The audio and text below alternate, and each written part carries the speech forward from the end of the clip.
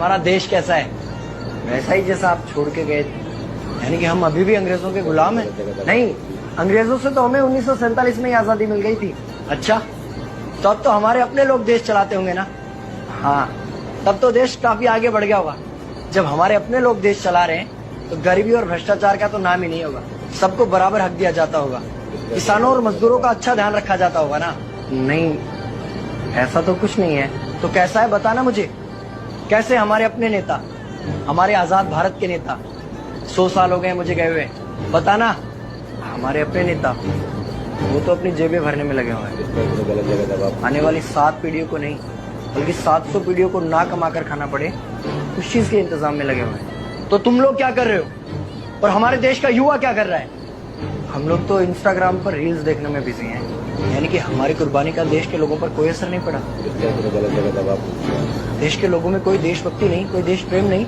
नहीं, ऐसा नहीं है। आपके लिए और देश के लिए बहुत प्रेम है भारत के लोगों के दिलों में। हर 15 अगस्त और 26 जनवरी को तिरंगा फहराते हैं, पूरे जोश के साथ भारत माता की जय बोलते हैं और आपकी डीपी भी लगाते हैं। और भारत और पाकिस्तान के क्रिकेट मैच के दौरान तो हमारी देशभक्ति पीक पर होती है। तुम इसे देशभक्ति समझते हो?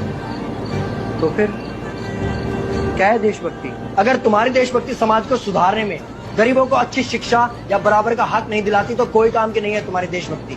भ्रष्ट नेताओं और सरकार के खिलाफ आवाज उठाओ, लोगों को एकजुट करो। लेकिन अगर हमने सरकार के खिलाफ आवाज उठाई या नेताओं से सवाल पूछे तो हमें एंटी नेशनलिस्ट कहा जाएगा या हमें गद्दार करार दे दिया जाएगा। तो डरता है। 23 साल का था मैं जब अंग्रेजों ने मुझे फांसी पर चढ़ा दिया। मुझे तो आतंकवादी कहा गया था। अगर अब नहीं जागे तो ये देश सोता रहेगा। ये सरकारें, ये नेता देश को बेच खाएंगे।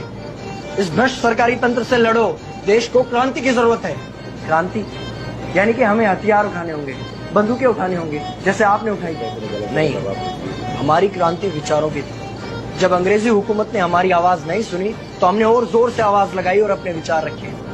और क्रांति केवल सत्ता को बदलने तक सीमित नहीं है, बल्कि इस भ्रष्ट अन्यायी तंत्र को जड़ से उखाड़ कर फेंकना है। पर ये होगा कैसे? अपने आसपास से शुरुआत करो। जो भी तुम्हें भ्रष्ट नजर आए उसके खिलाफ आवाज उठाओ, एक्शन लो। तुम्हारे टैक्स का पैसा नेताओं की जेब में जा रहा है, हिसाब मांगो। अपने वोट का सही इस्तेमाल करो, लोगों को जागरूक करो, इस देश को आजाद करवाओ। इंकलाब जिंदाबाद, इंकलाब जिंदाबाद।